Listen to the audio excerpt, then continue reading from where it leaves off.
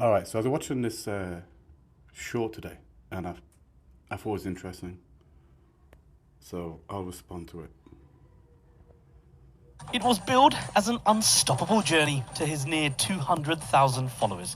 But after travelling 25,000 kilometres No, that's 200,000 followers. That's quite a lot.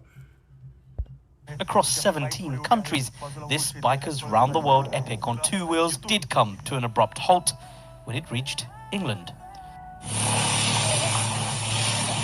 Yogesh Alekari's trusty motorbike was stolen in broad daylight whilst he went to grab breakfast in Nottingham's Wallerton Park.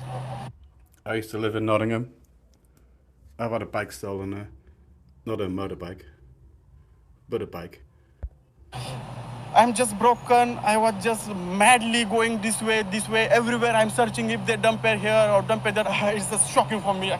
It's quite emotional. It's my feeling. It's not my bike. It's my home. It's my passion. It's my soul. The journey began. Like, imagine this guy, man. Like, he's driven from fucking India or something all the way across, like, continent, gets to England, gets his bike nicked. Anyone who lives in England will know that he probably shouldn't have gone to England. And in his hometown of Mumbai 4 months ago, after 118 Look at days, that. the Indian biker made it through China. That's like through Nepal into Tibet, all those Stan countries and stuff. The Central Asian Russia. steppe and Russia without a hitch. His plan was to ride into Africa via Morocco and Yeah, I've met a few people when I was working in Africa that had driven from Europe down to Africa. And they got there with their bikes intact, but some close calls.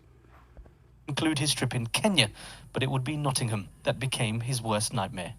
Along with the KTM 390 Like, I'm not judging the guy, I feel sorry for him, but he should have gone to England. adventure motorbike, Yogesh's belongings, including his passport, was stolen. The adventurer expressed his Do you know how fucked it is when you get your passport stolen? Like, I was with a girl in, she was from Austria, and we were in Holland, and we were walking in the red light district in Amsterdam, really packed street, and I looked down and I saw like a hand in my pocket, and I looked up at the guy, and I was just sort of laughing because I was like, I'm not going to take anything in my pockets in fucking Amsterdam, right? This is like a long time ago. We get to the end of the street and I told her about it, and I was like, yeah, but I don't take anything out with me in my pockets. She had a bag on. I was like, hang on, you don't have anything in your bag, do you? She had a passport in her bag, right at the bottom of it. And this guy or someone else had opened the bag, gone right down the bottom, taken the passport out, and closed the bag. And the passport was gone. And there's a lot of shit she had to go through. Like, you got to go to the police station to kind of question you in case you sold it. You can't just like get another passport and keep traveling. You get like this special shit from your embassy or something, like a letter that allows you to travel like directly to your country. Like, your holiday's over, your trip around Europe's over, frustration about the UK police. Police से आगे बस. I'm totally unaware. I'm asking, I'm calling every day, and I got no progress. Every day. This is kind of pretty typical, man. Like, I've not been in the UK for a while. I've never had a motorbike stolen there. I did have a friend whose bike got vandalised. I can't remember if the police did much about that, but I've had many bikes stolen, push bikes in England. Two separate times when I was on the bike. So that's a mugging. And yeah, the first time the police didn't give a shit. Literally run into the police station, I've just been assaulted and shit. And they're like, okay, fill this form out. And I'm like, it just happened. I was like, you're not going to go and send some people to go and find these guys? Oh, do you have insurance? You know what I mean? I call them, they say, you just wait for the call back. And I'm waiting and waiting and waiting. They never go back. No. Although not It's like, but that's just typical. Like, that's how it's always been. Well, at least the last, 30 years. They kind of don't give a shit. And it's not the cops' fault, I guess. They just don't have the resources, or they don't prioritize what is considered maybe petty theft or something. But look at this guy's bike, man. That's like a serious bike. It's got all of his shit on it. Like he said, it's his home, right? And he's got his passport on it. Anyone stealing a passport should be kind of pretty seriously looked into, right? But yeah, he was saying that he keeps calling the cops and they don't do anything, right?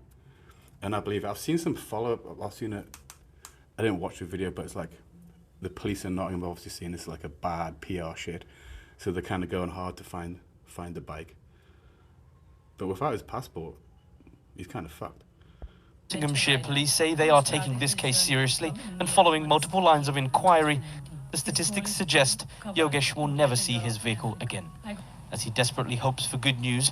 For now, the biker has had to add another leg to his journey, a trip to the Indian High Commission in London via train to replace his passport. Imagine that, like a guy from India, right? Obviously, the level of caution you need in India, it seems, if you own something expensive like this, is less than you need in England. Like in England, if I had a bike like this, I wouldn't let it outside my fucking sight, especially if I had my passport. My passport is going to be in my pants all the time. So that, is that not like show you there's something kind of a little bit fucked about England where like anyone who's English who's listening to this has probably had a bike stolen. Like I've lost count of the number of bikes I've had stolen. And that's not motorbikes, but it's push bikes. It's pretty serious, really. Especially like for most people, I think, if they've got a push bike, it's their only transport and they don't have much money. And then you go at the cops and they just don't give a fuck.